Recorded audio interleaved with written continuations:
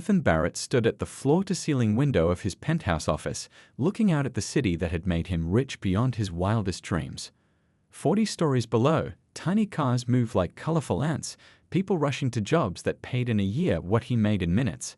He sipped his coffee, special beans flown in from a small farm in Colombia, and checked his watch. Another day, another billion-dollar deal to close. Behind him, his assistant cleared her throat. "Your wife called again, sir." Ethan didn't turn around. What did she want? "To confirm dinner tonight. It's your anniversary." He frowned, pulling out his phone to check his calendar. There it was, blocked in red, 15th anniversary. Dinner with Eleanor, 7 p.m. He'd completely forgotten. Again. "Tell Richard to move my dinner with the Japanese investors to tomorrow. And send flowers to the house." The usual arrangement. The assistant nodded and left. Ethan had already forgotten about the anniversary again, his mind racing ahead to the quarterly numbers he needed to review before his next meeting. 20 miles away, in their sprawling mansion, Elena Barrett placed her phone down with a sigh. The housekeeper gave her a sympathetic look as she dusted the collection of framed photos on the mantel. They told the story of a love that once seemed unbreakable. Ethan and Elena, as young college students, had helping him build his first computer in their tiny apartment. The two of them grinning as they cut the ribbon at the opening of his first office. Their wedding day, where Ethan had tears in his eyes as he promised to always put her first. "He's coming home for dinner, Mrs. Barrett?" the housekeeper asked. Eleanor nodded, trying to sound confident. "Yes, it's our anniversary, 15 years. What she didn't say was that she was surprised he'd agreed. Last year, she'd eaten alone at their anniversary dinner, sitting at a table for two while Ethan closed a deal in Tokyo. The year before, he'd shown up 2 hours late, spent the whole meal on his phone, and left before dessert. Once upon a time, anniversaries had meant romantic getaways and heartfelt gifts. Now she'd be lucky if he made it through appetizers without taking a business call. Eleanor walked through the quiet house, her footsteps echoing against marble floors. It was a beautiful prison, filled with expensive things, but empty of what she really wanted: connection, conversation, love. She stopped in front of a mirror, studying her reflection. At 38, she was still beautiful, though fine lines had begun to appear around her eyes. Ethan probably hadn't noticed. These days, he barely looked at her. It hadn't always been this way. When they met in college, Ethan was a brilliant but poor computer science student with big dreams. Elena was studying business marketing, and she believed in those dreams more than anyone. They'd fallen in love over late-night study sessions and cheap pizza. She'd helped him write his first business plan, designed his company logo, and convinced her father to invest the first $10,000 that got everything started. For the first few years of marriage, they were true partners. She handled the marketing while he created the products that would eventually make Barrett Global Enterprises a household name. They worked side by side, dreaming together, building together. The money came slowly at first, then faster, then in floods. With each new million, Ethan changed a little, working longer hours, missing more dinners, becoming obsessed with growing bigger, earning more. By the time they hit billionaire status 5 years ago, the shift was complete. The passionate, caring man who used to bring her coffee in bed and spend Sundays planning their future had been replaced by someone who treated their marriage like an afterthought. Elena had tried everything: scheduling couples therapy. He cancelled 3 times. Planning surprise vacations. He brought his laptop and spent the whole time working, even showing up at his office in lingerie one night. His secretary had awkwardly explained he was in an emergency meeting that couldn't be interrupted. The doorbell rang, and Eleanor's heart jumped. Had Ethan come home early for their anniversary? But it was just a delivery man with an enormous bouquet of roses, exactly the same arrangement he'd sent last year and the year before. The card read, "Happy Anniversary," in his assistant's handwriting. Eleanor placed the flowers on the kitchen island and opened the envelope that had arrived in yesterday's mail. Inside was an invitation to the annual Celestial Gala, the most exclusive charity event of the year. In their early days, she and Ethan had dreamed of someday being important enough to attend. Now that they were, it had become one of the few events he consistently made time for. At least there, she got to spend an evening with her husband, even if he spent most of it networking. Her phone buzzed with a text message from Ethan, looking forward to dinner tonight. Might be 15 minutes late. Big day at the office. Billionaire smiled sadly at the message. At least he was trying. She headed upstairs to get ready, unaware that in 3 days, a casual comment over breakfast would push her to a breaking point and inspire a plan that would change everything. The anniversary dinner went better than Eleanor had expected. Ethan was only 30 minutes late, not the 2 hours she had mentally prepared for. He'd even put his phone away after she gently suggested it, though she caught him checking it under the table twice during their main course. The company hit another record quarter, he said between bites of his Wagyu steak. The board is thrilled. Eleanor nodded politely. Once she would have asked for details, offered marketing suggestions, or celebrated his wins as her own. Now she just felt tired of hearing about the business that had stolen her husband. "Do you remember our first anniversary?" she asked, trying to pull him back to a time when they had been truly connected. "That little Italian restaurant where we couldn't afford dessert, so we split a candy bar on the walk home." Ethan looked up, a flicker of the old warmth in his eyes. "You had chocolate on your nose," he said with a small smile. "And you kissed me before I could tell you." For a moment, they were just Ethan and Eleanor again, before the billions, before the endless meetings, before they became strangers living in the same massive house. But then his phone vibrated on the table, and though he didn't pick it up, his eyes darted to the screen. The moment was gone. After dinner, they rode home in silence in the back of their luxury car. Eleanor looked out the window at the city lights blurring past, wondering if there was any way back to what they had lost. Ethan answered emails beside her, his face lit by the blue glow of his phone.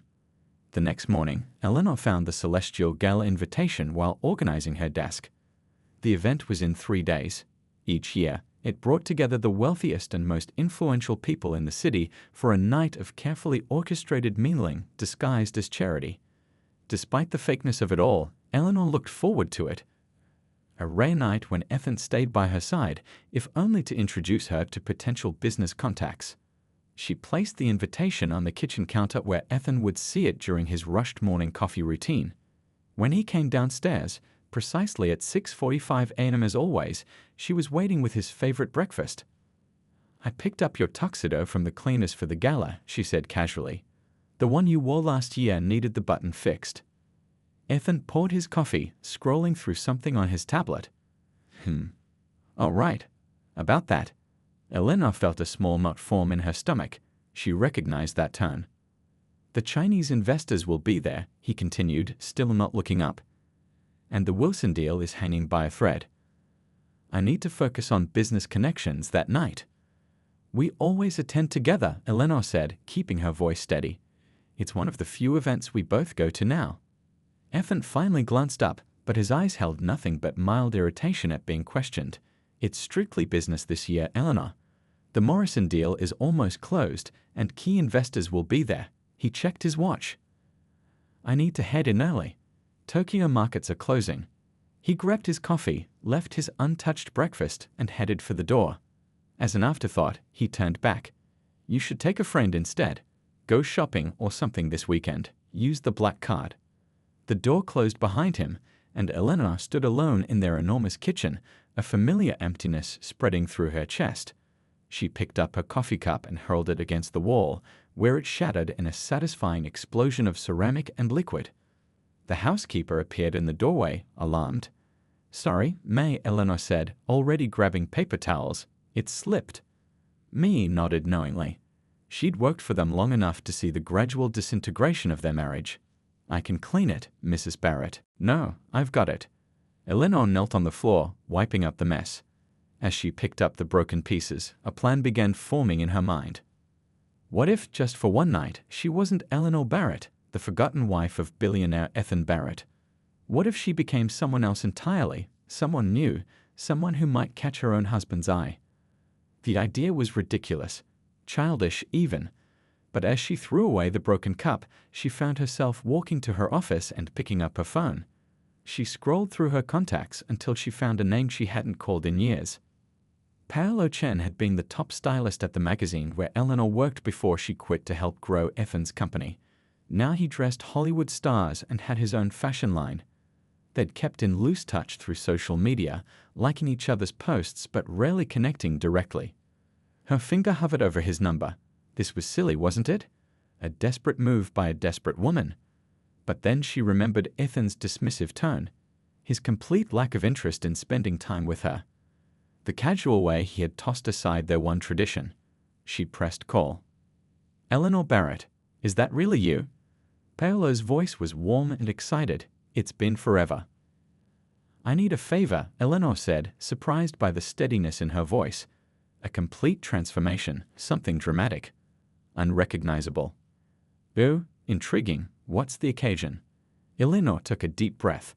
"I'm becoming someone else for a night." After hanging up with Paolo, she called another old friend, Vivienne Park, her college roommate who now ran the city's most prestigious dramatic arts academy. If she was going to become someone else, she needed more than just a new look. She needed to become a different person entirely. As she ended the second call, Eleanor felt something she hadn't experienced in years: excitement, anticipation. For the first time in too long, she wasn't just going through the motions of her lonely life. She was taking control. "Game on, Ethan," she whispered to the empty house. "Let's see if your wife can still surprise you." The anniversary dinner went better than Eleanor had expected. Ethan was only 30 minutes late, not the 2 hours she had mentally prepared for. He'd even put his phone away after she gently suggested it, though she caught him checking it under the table twice during their main course. The company hit another record quarter, he said between bites of his Wagyu steak. "The board is thrilled." Eleanor nodded politely. Once she would have asked for details, offered marketing suggestions, or celebrated his wins as her own.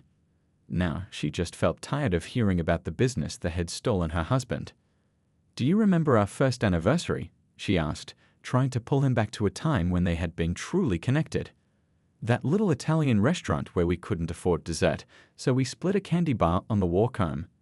Ethan looked up, a flicker of the old warmth in his eyes. "You had chocolate on your nose," he said with a small smile. "And you kissed me before I could tell you." For a moment, they were just Ethan and Eleanor again, before the billions, before the endless meetings, before they became strangers living in the same massive house. But then his phone vibrated on the table, and though he didn't pick it up, his eyes darted to the screen. The moment was gone. After dinner, they rode home in silence in the back of their luxury car. Eleanor looked out the window at the city lights blurring past, wondering if there was any way back to what they had lost. Ethan answered emails beside her, his face lit by the blue glow of his phone. The next morning, Eleanor found the celestial gala invitation while organizing her desk. The event was in 3 days. Each year, it brought together the wealthiest and most influential people in the city for a night of carefully orchestrated mingling disguised as charity. Despite the fakeness of it all, Eleanor looked forward to it, a rare night when Ethan stayed by her side, if only to introduce her to potential business contacts. She placed the invitation on the kitchen counter where Ethan would see it during his rushed morning coffee routine. When he came downstairs, precisely at 6:45 a.m. as always, she was waiting with his favorite breakfast.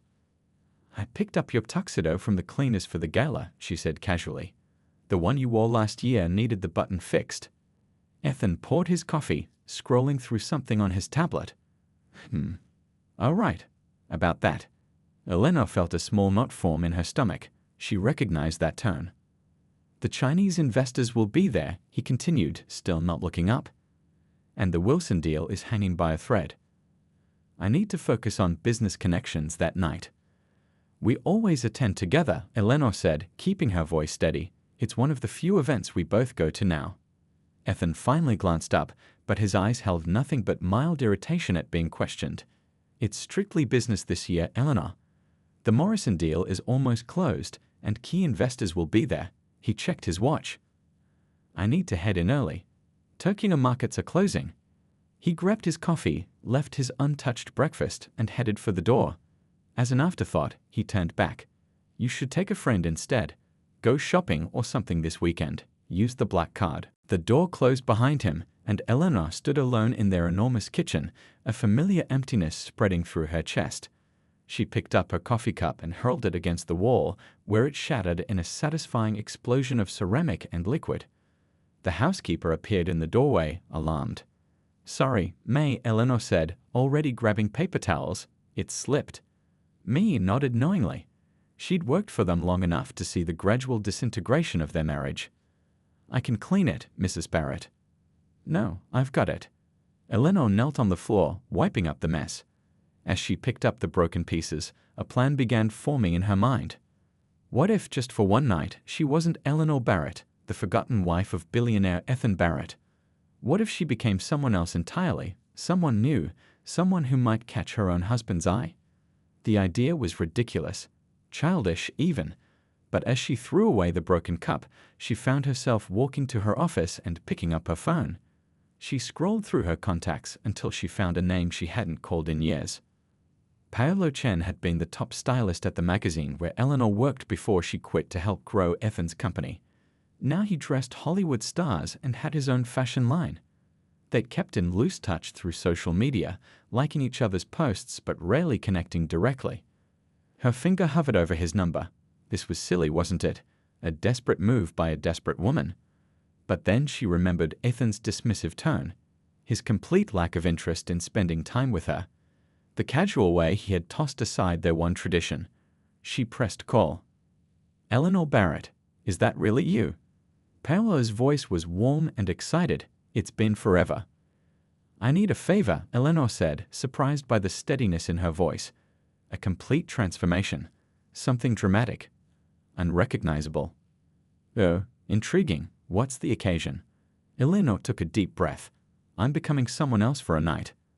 After hanging up with Paolo, she called another old friend, Vivienne Park, her college roommate who now ran the city's most prestigious dramatic arts academy. If she was going to become someone else, she needed more than just a new look. She needed to become a different person entirely. As she ended the second call, Eleanor felt something she hadn't experienced in years: excitement, anticipation. For the first time in too long, she wasn't just going through the motions of her lonely life. She was taking control. Game on, Ethan, she whispered to the empty house. Let's see if your wife can still surprise you. Paolo arrived at Eleanor's house the next morning with 3 assistants and enough equipment to fill a small salon.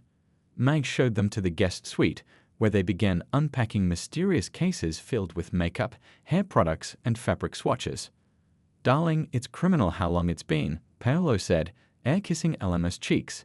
He stepped back and studied her face with the intense focus of an artist examining a canvas.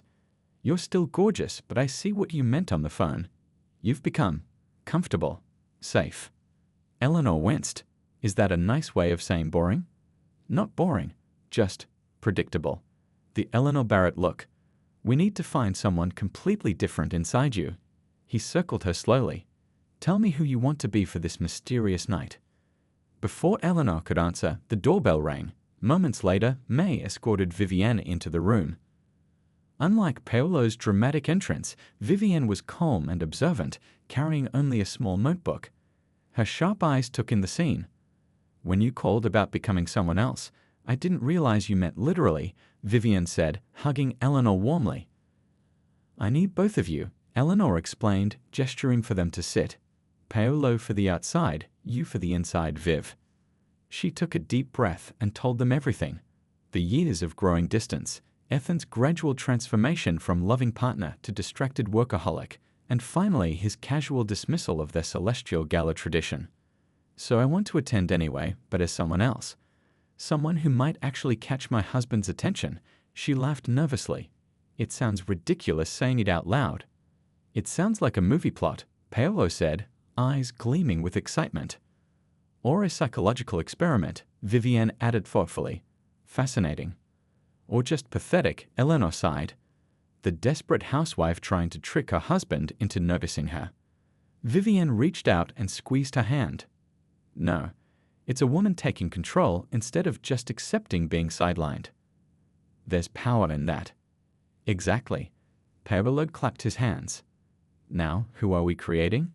We need a name, a background, a complete identity. For the next hour, they brainstormed. Eleanor needed to be someone Ethan would never connect to his wife, but also someone he would be drawn to speak with at an event filled with powerful people. What about Elise Dumont? Vivienne suggested. French-American venture capitalist, just returned from years working abroad. She's confident, slightly mysterious, and knowledgeable about Ethan's industry, but with fresh perspectives he hasn't heard before. I like it, Eleanor said, feeling a thrill of excitement. But my French is terrible. Not a problem. We'll give you just enough accent to be intriguing without having to be fluent. 3 days is enough time to master the basics. Vivienne was already making notes. We'll create a complete backstory. The key to becoming someone else is believing it yourself. Paolo was circling Eleanor again, this time with purpose. For Elise, we need sophistication with an edge. Your natural blonde is too recognizable. We'll go dark. Rich brown, sleek bob. He pulled out his phone and showed her a reference photo. Dramatic makeup focusing on your eyes. And we'll dress you in colors Eleanor would never wear. Red. Eleanor said suddenly. Ethan once told me I couldn't pull off red. Too bold for me, he said. Paolo's eyes narrowed. Then Elise Dumont will wear the most stunning red dress that ever graced the Celestial Gala. The next 2 days passed in a whirlwind of preparation. While Paolo's team worked on creating the perfect wig and dress, Vivienne drilled Eleanor on becoming Elise. They'd practiced walking differently. Elise moved with more confidence, took up more space than the increasingly invisible Eleanor had learned to do. They worked on speech patterns, crafting an accent that was supple yet distinctive. The key is consistency, Vivienne explained. Even the best disguise falls apart if you slip back into your real self. When someone asks you a question, you must think as Elise before answering. They created an entire life history, where she went to school, companies she had worked for, places she had lived. They carefully wove in just enough truth that Eleanor could speak comfortably without having to invent everything. Use your real knowledge of the business world, but frame it from an outsider's perspective, Vivienne advised.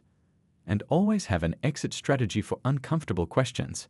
Deflect with your own question, or excuse yourself for a drink. By the night before the gala, Eleanor could slip into Elise like a second skin. Her posture changed, her voice took on new patterns, and even her laugh transformed from Eleanor's soft chuckle to Elise's more confident sound. Paolo returned for the final fitting of the dress, a masterpiece in deep crimson that hugged Eleanor's figure before flowing gracefully to the floor. The neckline was lower than anything she'd worn in years, the back daringly open. "Will I really be able to pull this off?" Eleanor asked, staring at her reflection. Even without the wig and makeup, the dress alone made her look like a different woman. The question, Vivienne said, meeting her eyes in the mirror, is whether Ethan will be able to pull himself away once he sees you. That night, alone in her bedroom, Eleanor practiced being Elise one last time. Standing before her mirror, she straightened her shoulders and lifted her chin the way Vivienne had taught her. "Hello," she said in Elise's slightly accented voice. "I don't believe we've met. I'm Elise Dumont." Her reflection smiled back at her, confident, mysterious, alluring. Everything Eleanor Barrett had stopped allowing herself to be. Tomorrow night would change everything, one way or another. Either her plan would work, shocking Ethan into seeing what he'd been missing, or it would fail spectacularly. But for the first time in years, Eleanor felt truly alive. The outcome almost didn't matter. She had already rediscovered a part of herself she thought was lost forever. The day of the Celestial Gala arrived with perfect weather, clear skies, and a gentle breeze that made the city sparkle. From her bedroom window, Eleanor watched as Ethan left for work that morning, moving with the confident stride of a man who owned the world. He had no idea what was coming. Paolo and his team arrived at noon, turning the guest room into Transformation Central. They worked for hours, applying makeup that enhanced Eleanor's features in ways her usual natural look never did. Her cheekbones seemed higher, her eyes more mysterious, her lips fuller. "The trick isn't just changing how you look," Paolo explained as he worked. "It's highlighting features people don't normally notice about you." The wig came next, a masterpiece of rich brown hair cut in a sleek bob that framed her face perfectly. When Paolo's assistant brought in the red dress, Eleanor's breath caught. In the 3 days since she'd tried it on, Paolo had made subtle adjustments that made it even more stunning. "Remember, the dress isn't wearing you, you're wearing the dress," Paolo reminded her as he zipped her up. Channel Elise's confidence. While Paolo's team put the finishing touches on her appearance, Vivienne arrived for one last coaching session. They went through key elements of Elise's background again, practiced her accent, and reviewed strategies for navigating conversations. "What if Ethan recognizes me?" Eleanor asked, voicing the fear she'd been holding back. Vivienne smiled reassuringly. People see what they expect to see. Ethan expects to see his wife at home, not at the gala. His brain will work against making the connection. At 7 o'clock, Eleanor stood before the full-length mirror, barely recognizing herself. The woman staring back was elegant, mysterious, and undeniably captivating. Even her posture was different. Elise stood taller, with shoulders back and chin lifted slightly. "My God," breathed Vivienne. "If I didn't know it was you, I wouldn't know it was you." Paolo circled her, making tiny adjustments. "Perfect. Absolutely perfect." He handed her a small clutch purse. "ID and invitation are inside. The car is waiting." Elena had arranged for a driver she didn't normally use, just in case Ethan might recognize their regular chauffeur. As the car pulled away from her house, she felt a mixture of terror and exhilaration. There was no turning back now. The drive to the Grand Plaza Hotel seemed to take both forever and no time at all. Elena used those minutes to fully become Elise, pushing away any last traces of her real self. By the time the car stopped at the red carpet leading into the hotel, she was ready. A doorman opened her car door. "Welcome to the Celestial Gala, ma'am." Elena, no Elise, stepped out with practiced grace, one elegant leg emerging first from the dress's side slit. She felt eyes turn toward her immediately. The red dress stood out among the sea of traditional black and navy that dominated these events. At the entrance, she presented her invitation. "Elise Dumont," she said with the hint of accent she'd been practicing. The name rolled off her tongue naturally now. The check-in attendant scanned the guest list.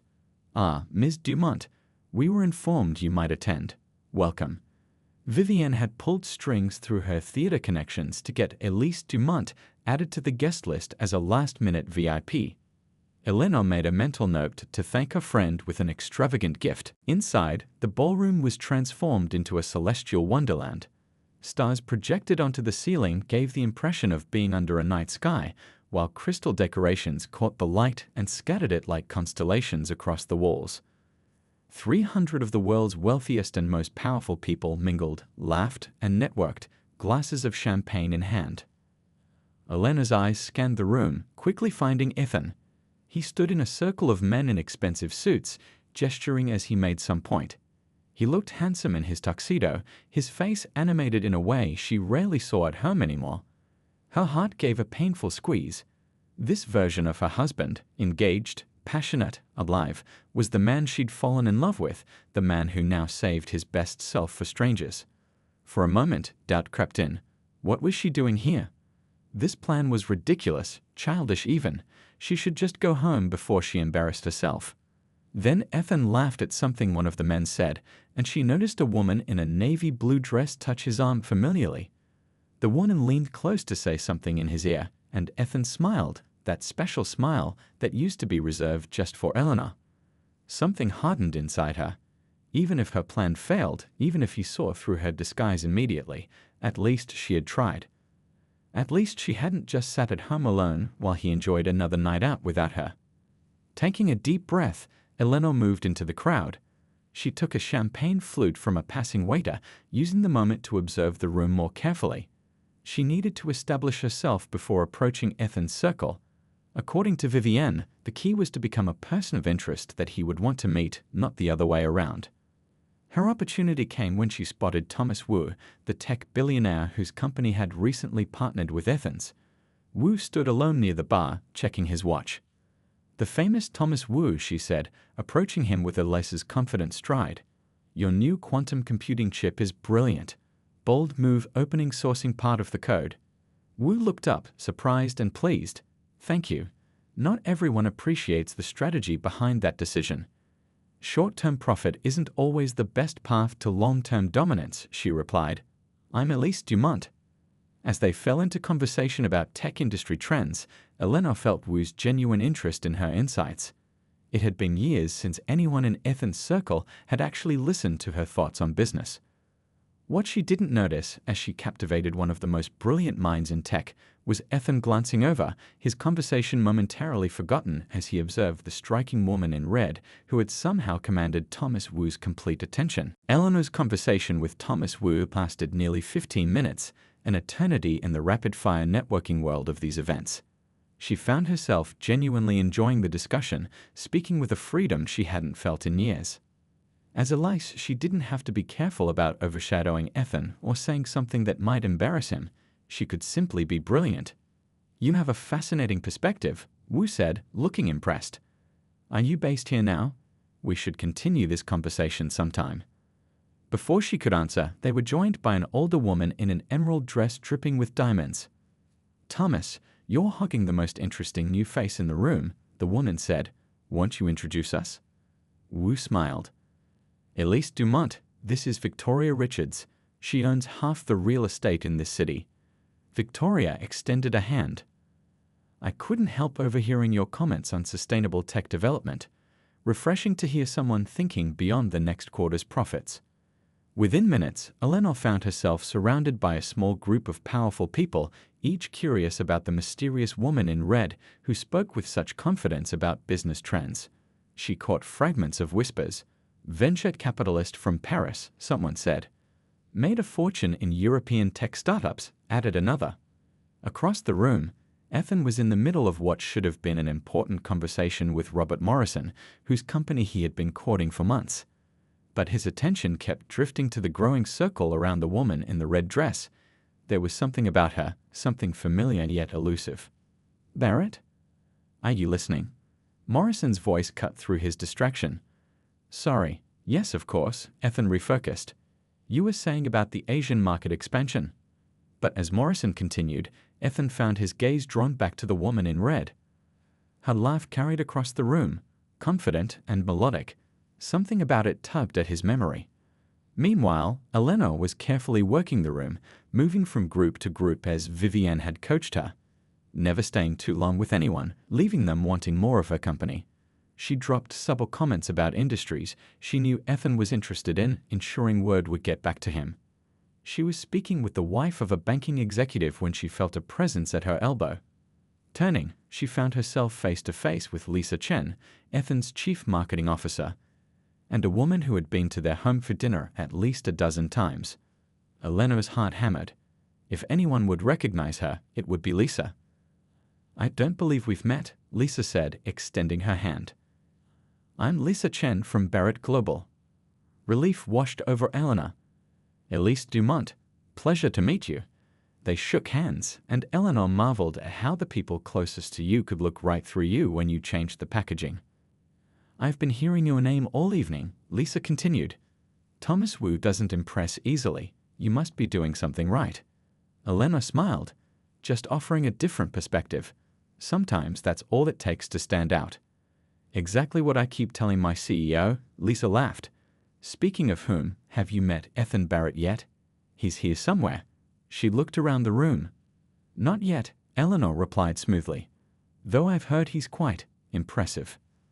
Lisa's eyes twinkled. "That's one word for him. Brilliant, driven, occasionally infuriating, but worth knowing. Come on, I'll introduce you." Eleanor's pulse quickened as Lisa led her through the crowd. This was happening faster than she'd anticipated. Would her disguise hold up under close inspection? What if her voice cracked or her accent slipped? They were halfway across the room when they were intercepted by Robert Morrison, the man Ethan had been so eager to impress. "Lisa, just the person I wanted to see," Morrison said, touching Lisa's arm to stop her. "And who is your friend?" As Lisa made introductions, Eleanor caught sight of Ethan over Morrison's shoulder. He was looking directly at them, his expression curious. She felt a flutter of panic, but channeled it into Elisa's confident smile. "Ms. Dumont has some fascinating insights on European markets," Lisa was saying. "I was just taking her to meet Ethan."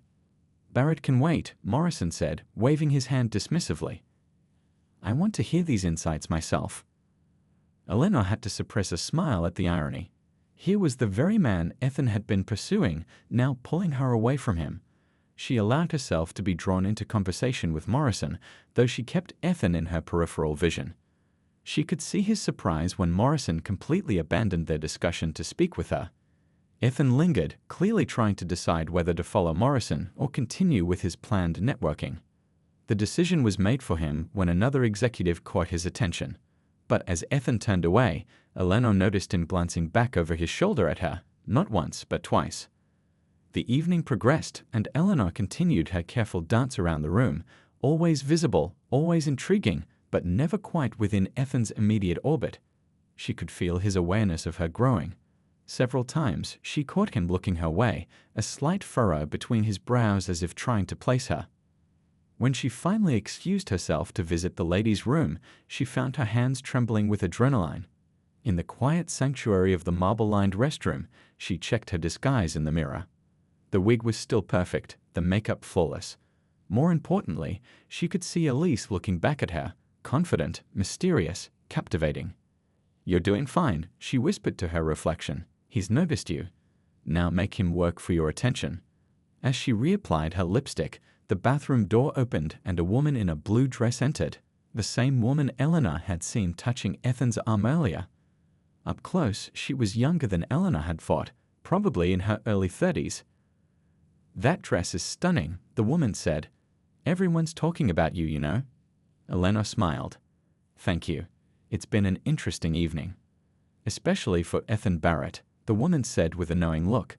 "He asked me who you were. I think you've got his full attention now." As Eleanor returned to the ballroom, her confidence surged. The plan was working, perhaps better than she dared hope. Now came the most delicate part, allowing Ethan to approach her, to pursue her, all while maintaining the illusion of Elise Dumont. She accepted a fresh glass of champagne and moved toward the terrace doors, knowing the silhouette of her red dress against the night sky would be impossible to ignore. The terrace overlooked the glittering city skyline, the cool night air a welcome relief from the crowded ballroom. Eleanor leaned against the stone railing, letting the breeze caress her face as she sipped her champagne. She positioned herself perfectly, visible through the glass doors, the red dress making her impossible to miss, yet set apart from the crowd. She didn't have to wait long. "Beautiful view, isn't it?" She didn't need to turn to recognize Ethan's voice. How many times had she heard it over the past 15 years? From passionate declarations of love in their early days to distracted mumbles more recently. Tonight, though, it held something she hadn't heard in ages, genuine interest. Eleanor took a deliberate moment before turning, using the seconds to settle deeper into Elise's character. When she finally faced him, she met his eyes with a calm confidence that Eleanor Barrett had gradually lost over the years. "Yes, though I find the people watching inside equally fascinating." She let her accent color the words just enough to be noticeable. Ethan smiled, that charming, slightly crooked smile that had made her fall for him in college. "I'm Ethan Barrett," he said, extending his hand. "Elise Dumont." She placed her hand in his, noting how he held it just a moment longer than necessary for a standard handshake. "French?" he asked. "Half. My mother is American." She turned back toward the view, a move Vivienne had suggested, make him work to keep her attention. It worked. Ethan moved beside her at the railing, close enough that she could smell his cologne. The familiar scent brought back a rush of memories, but she pushed them aside. Tonight, she wasn't the wife who knew every inch of him. She was a stranger, an intriguing new puzzle. "I've been watching you all evening," he admitted. "You've managed to captivate half the room in just a few hours. Impressive for someone I've never seen at these events before." Eleanor allowed herself a small smile. "Perhaps you haven't been looking in the right places, Mr. Barrett." "Please call me Ethan." His eyes studied her face with an intensity that made her heart race. Did he recognize something?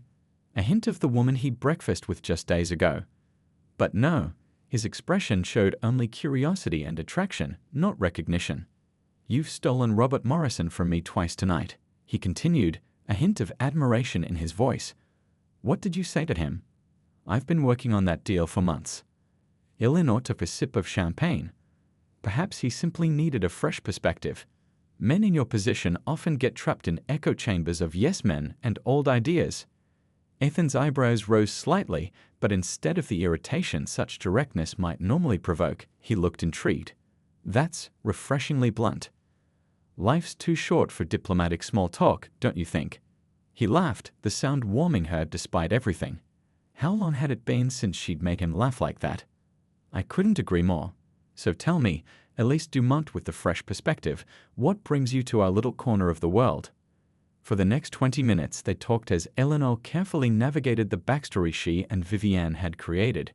She sprinkled in just enough truth to keep the conversation flowing naturally.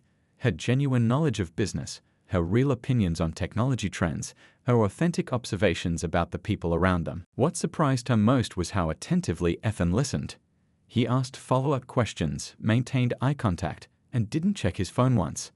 This was the man she'd fallen in love with, the one who used to hang on her every word, not the distracted husband who could barely remember what she'd said 5 minutes after a conversation. Inside the ballroom, the orchestra began playing a waltz. The crystal chandeliers dimmed slightly as couples moved to the dance floor. "Would you dance with me?" Ethan asked, his voice softening. Here was the moment Eleanor hadn't fully prepared for: physical closeness. Would muscle memory betray her? Would the familiar way their bodies had once fit together reveal her true identity? "One dance," she agreed, placing her empty glass on a nearby table. He led her inside, his hand resting lightly on the small of her back. The simple touch sent electricity up her spine. How ridiculous that her own husband's casual contact could affect her this way, as if they were young lovers just beginning to explore each other. As they reached the dance floor, Ethan turned to face her, taking her right hand in his left and placing his other hand respectfully at her waist. Eleanor rested her free hand on his shoulder, careful to maintain a slightly greater distance than they would normally have as husband and wife.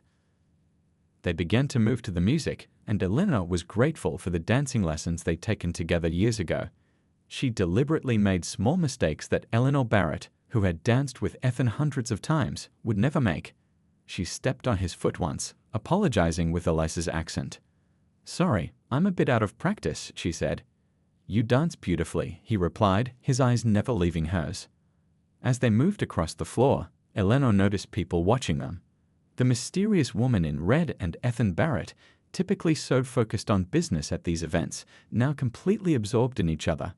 She caught Lisa Chen's surprised expression, Robert Morrison's knowing smile, and several raised eyebrows among the crowd. "Everyone's watching us," she murmured. "Let them," Ethan said, tightening his hold slightly. "I can't remember the last time I actually enjoyed one of these events." The simple honesty of his statement pierced Eleanor's heart. Because she could remember, it was 3 years ago when they'd attended together, laughed together, danced together just like this. "Is that so unusual?" she asked, keeping her voice light. "A man like you must attend dozens of these functions." "A man like me," he repeated thoughtfully. "What exactly do you think I'm like, Elise?" Eleanor met his gaze, allowing herself one moment of complete honesty. "I think you're someone who has forgotten what matters most." Surprise flickered across his face, followed by something deeper, a flash of recognition, not of her face, but perhaps of the truth in her words. "I can't shake the feeling that we've met before," he said, studying her face as they continued to dance. Eleanor's heart skipped a beat. "Perhaps in another life," she replied softly. The waltz ended, but Ethan didn't release Eleanor's hand. Instead, he led her to a quiet corner of the ballroom, where a small table sat partially hidden behind a large floral arrangement. It was the perfect spot to continue their conversation away from curious eyes. "Can I get you another drink?" he asked. Eleanor shook her head. "I should be leaving soon." She glanced at the ornate clock on the wall. It was nearly midnight, the perfect time for a mysterious woman to disappear, leaving only questions behind. "So soon?" Disappointment flashed across Ethan's face. "I feel like we've only just started talking." "All good stories leave you wanting more," she replied with Elise's confident smile.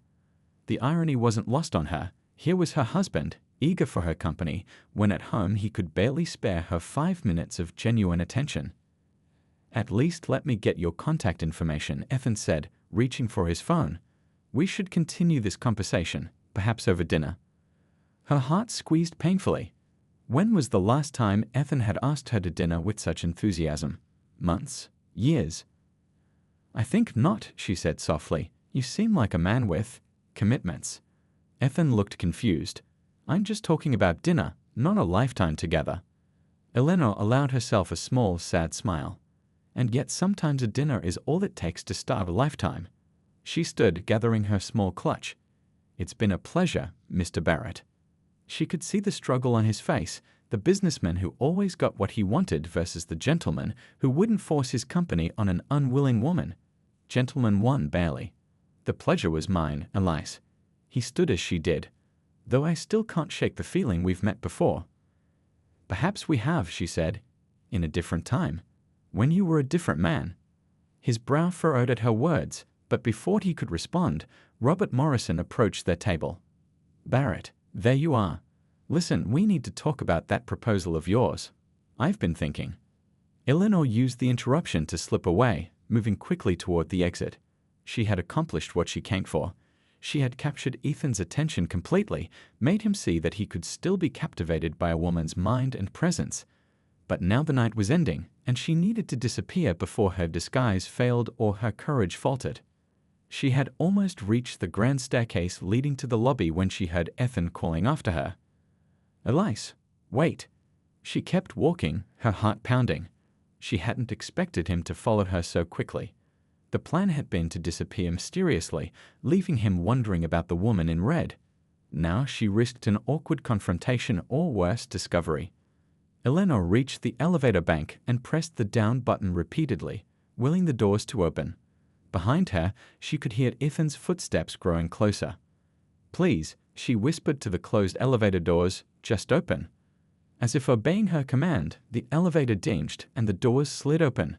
Eleanor stepped inside quickly and turned to face the lobby as the doors began to close. Ethan appeared just as the gap narrowed, his hand shooting out to stop the doors from closing completely. "Elise," he said, slightly out of breath, "why are you running away?" The elevator was empty except for the two of them. Eleanor looked at her husband's face, so familiar and yet, tonight, so different. He was looking at her with an intensity she hadn't seen in years, truly seeing the woman before him. In that moment, she made a decision. The night couldn't end with Elise simply vanishing. What would that accomplish? Ethan would be left intrigued by a mysterious stranger, but nothing would change between him and his wife. For this night to truly matter, Eleanor needed to reveal herself. With steady hands, she reached up and carefully removed the wig, letting her natural blonde hair fall free. Then she took a tissue from her clutch and wiped away the distinctive dark lipstick that had helped disguise her face. Ethan's expression transformed from confusion to shock to dawning recognition. "Eleanor," he whispered, his voice breaking slightly. "Hello, Ethan," she said in her natural voice, no trace of accent remaining. For a long moment, he simply stared at her, his hand still holding the elevator door open. 1,000 emotions seemed to cross his face: shock, confusion, embarrassment, and then, most surprisingly, a deep sadness. "I don't understand," he said finally. "Why would you?" "It seems the only way to get my husband's attention these days is to become someone else entirely," she replied softly. The elevator dinged impatiently. Ethan removed his hand, stepping fully inside as the doors closed behind him. They began descending to the lobby in silence. "You could have just talked to me," he said finally. Eleanor turned to face him directly. "I've been trying to talk to you for years, Ethan. You stopped listening a long time ago." The elevator reached the lobby and the doors opened, but neither of them moved to exit. "I listened tonight," he said quietly. "To Elise," she corrected him. "Not to Eleanor. Not to your wife." Another couple approached the elevator, but Ethan pressed the close door button, buying them another moment of privacy. "I didn't recognize my own wife," he said, the full weight of what that meant finally seeming to hit him. "What does that say about us? About me?" Eleanor felt tears threatening but held them back. "It says we've lost our way. The question is whether we want to find it again." The elevator dinged again. This time, Eleanor stepped out into the lobby, her head held high. She had said what needed to be said. The next move had to be his. She had taken only a few steps when her phone buzzed with a text message. She pulled it from her clutch and read, "Please wait. I need to talk to my wife." Eleanor stopped walking but didn't turn around. She heard Ethan's footsteps as he approached and stood beside her. "Can we go home?" he asked softly. "Together?" "I think we have a lot to talk about." Eleanor looked up at him, seeing something in his eyes she hadn't seen in a long time, regret, and beneath it, a flicker of the love they had once shared. "Yes," she said simply, "we do." As they walked out of the hotel together, Ethan's hand found hers, his fingers intertwining with hers like they used to years ago. Elena didn't know if one night could fix what had been broken over so many years. But for the first time in a long time, she felt something she had almost forgotten: hope. The next morning, Barrett Global Enterprises announced that its CEO would be taking a 3-month sabbatical to focus on personal matters. And the Morrison deal that had been so important? It was still signed, with Eleanor Barrett named as the new head of the company's charitable foundation. Sometimes it takes becoming someone else to remember who you really are and to help others remember too.